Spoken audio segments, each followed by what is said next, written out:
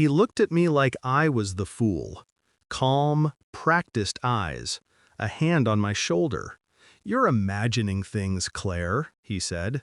But I wasn't imagining anything. I'd already heard him. He didn't know that. It was a Thursday night. I'd come downstairs to grab my phone charger, barefoot, quiet.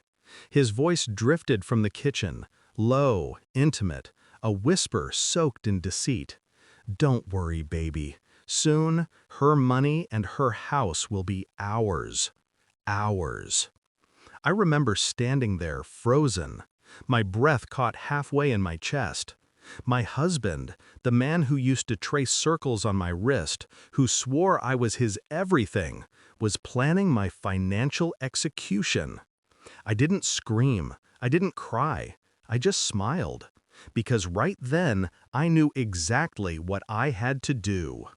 We'd been married 12 years. I met David at a charity gala. He was charming in that effortless, dangerous way men like him are. He made me laugh, made me believe. Back then, my parents had just passed, and the inheritance felt like a burden more than a blessing. David made it feel like security, like love could protect me from loneliness. I signed everything over to us: joint accounts, shared ownership, trust. "It's ours," I told him once. He kissed my hand and said, "Always." I should have known better. Always for him meant until something better comes along. The first cracks were subtle. Late-night work calls that ended with a smile too soft for business. Perfume that wasn't mine, lingering in the car. Receipts from hotels in the city, tucked carelessly into his coat pocket. He'd return home humming, smelling of soap, like he'd scrubbed the truth off his skin. Then came the moment that sealed it, the whisper to his mistress I wasn't meant to hear. That night I climbed back upstairs, slipped under the covers, and watched him sleep. His chest rose and fell like nothing had changed. I stared at him and realized something brutal. He wasn't my husband anymore. He was an intruder wearing his face. And if he was planning to steal from me, I'd steal something far more valuable from him. I didn't confront him. I played the fool. I smiled through dinners, let him think he was winning. While he whispered "baby" into someone else's ear, I whispered patience into mine. First, I spoke to my lawyer, a quiet woman with sharper instincts than most detectives. We restructured everything. The house? Transferred back to me, privately.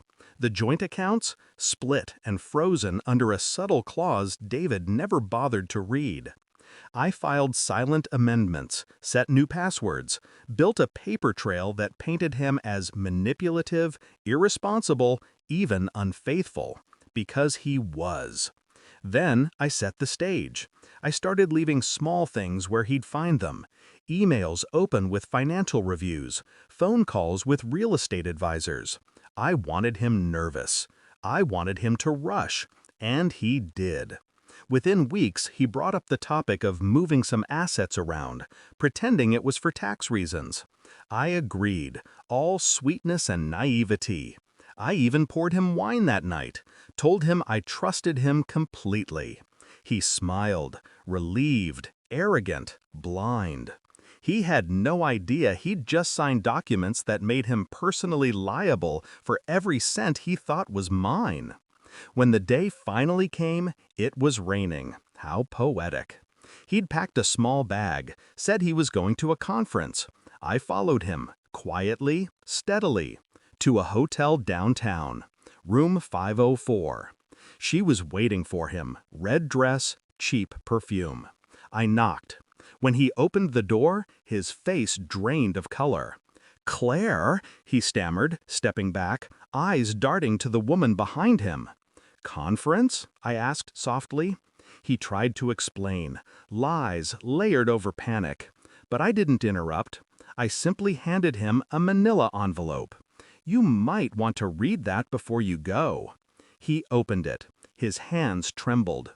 Inside were the finalized divorce papers, the asset transfers, the proof of his infidelity, the financial trail, All legally binding, all perfectly timed.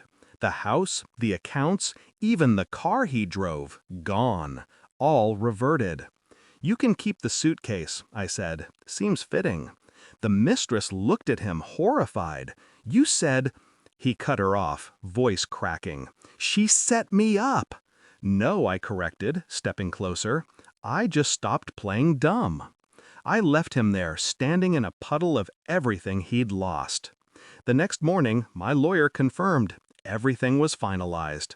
David tried to fight, of course, claimed coercion, manipulation, even emotional distress.